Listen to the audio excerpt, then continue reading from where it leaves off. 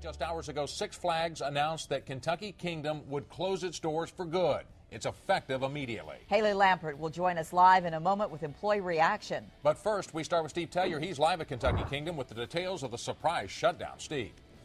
Well, Rick, Kentucky Kingdom is pretty dark right now, and Six Flags says it will stay that way for the foreseeable future. Even the sign out in front of the park has been taken down. That's because Six Flags announced just a few hours ago that it is rejecting its lease with the Kentucky State Fair Board and that Kentucky Kingdom will permanently close. However, the Fair Board, which owns the land that the park is on, as well as city officials, say they're going to continue the fight to keep this park open. After 22 years, the ride came to a screeching halt at 6:45 on Thursday night as Six Flags announced the closure of Kentucky Kingdom. The reason? A failure to reach a lease agreement with the Kentucky State Fair Board. In a statement, Six Flags announced, quote, in recent weeks, Six Flags had proposed a new lease arrangement to the Fair Board that would have enhanced the viability and future of the park. Unfortunately, those proposals were not accepted and the park will cease operations, end quote. Sounds like a done deal, but the park's negotiating partner, as well as city officials, say it's anything but. And faced with the news that a Louisville and Kentucky institution is shutting down for good, city officials are actually talking about hope. We're very hopeful that we can reach a solution. We can keep Six Flags in this city, and most importantly, we can keep those jobs in this city. A spokeswoman with the Kentucky State Fair Board is calling the closure announcement, quote, a big surprise. She says the board was committed to lease negotiations and found out about the closure announcement through the news media. As for the mayor's office, it says it will continue to push the two sides towards a settlement, despite Six Flags saying the park is sunk. Well, the mayor has been, in the last 48 hours, been in contact with Six Flags and the Kentucky State Fair Board, of whom they lease from. And we're very hopeful that a new lease can be worked out. And this is an important company to Louisville. You know, hundreds of jobs also for teenagers during the summer, and it's an institution in our city. So the mayor is very hopeful things can be worked out. Whether they will be worked out remains to be seen. It would be a tragic loss for this community to lose Six Flags.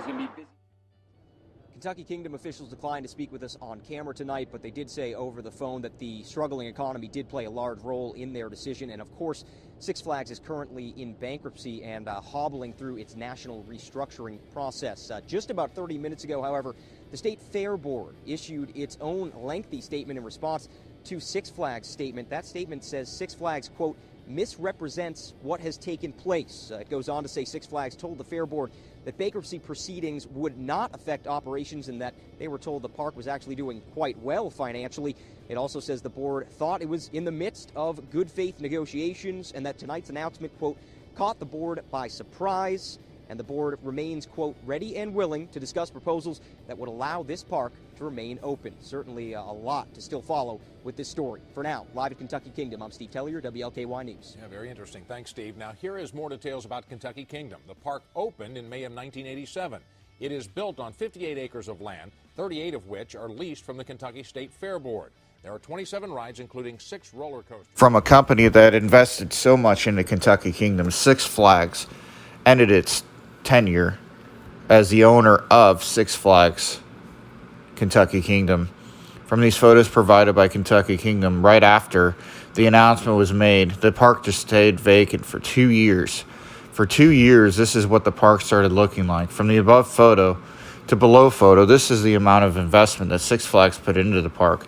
So Six Flags did do a lot with the park by expanding it over the years. Due to the failing economy, along with not being able to come to an agreement with the Kentucky State Fair Board, this is what the park started looking like. Buildings were abandoned. Things were falling apart.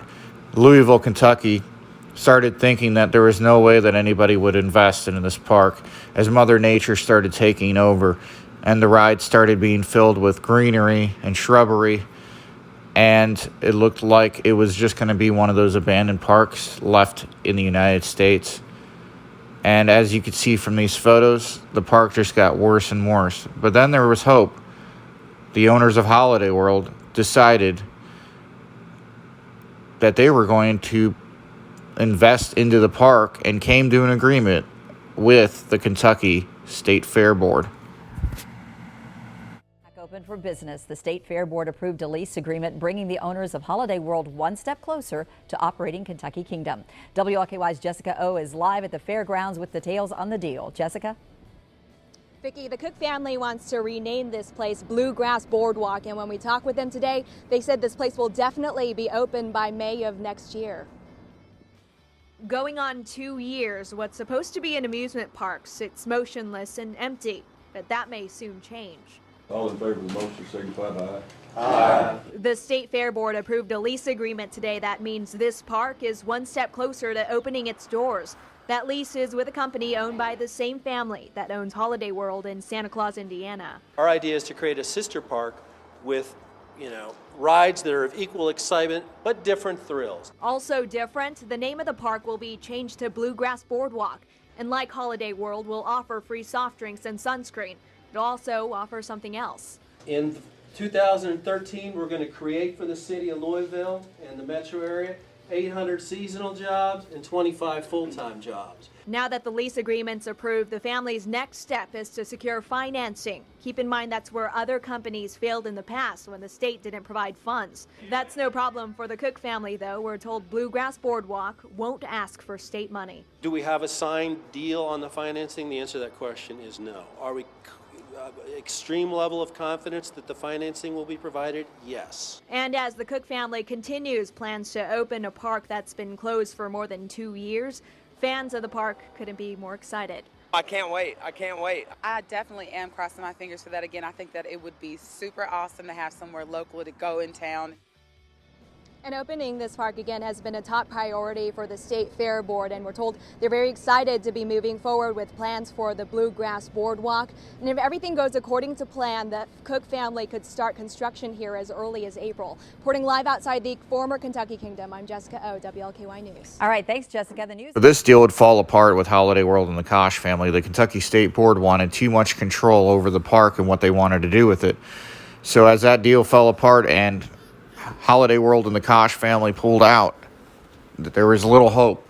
The park left abandoned again. But then there was more hope again as Ed Hart, the original owner of Kentucky Kingdom and investor, decided to propose a new deal with the Kentucky State Board similar to what Holiday World had done.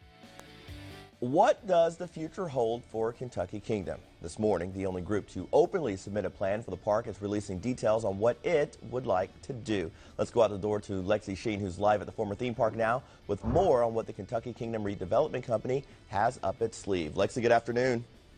Good afternoon, Eric. Well, under that company's proposal, 4 new rides would be created and Hurricane Bay would double in size. Ed Hart says he's hoping to have the gates reopened by May of 2014, but he says to do that, a decision has got to be made now. Sitting down in a discussion with the state, let's get Kentucky Kingdom open. Ed Hart says there are many details to still be worked out, but his group has been the only one to publicly come forward with a plan. A 100-page response to the state's request for proposals, Ed Hart says that his group plans to invest $120 million over the course of a lease he hopes can be 50 years, adding that the state is more inclined to do a 30-year deal.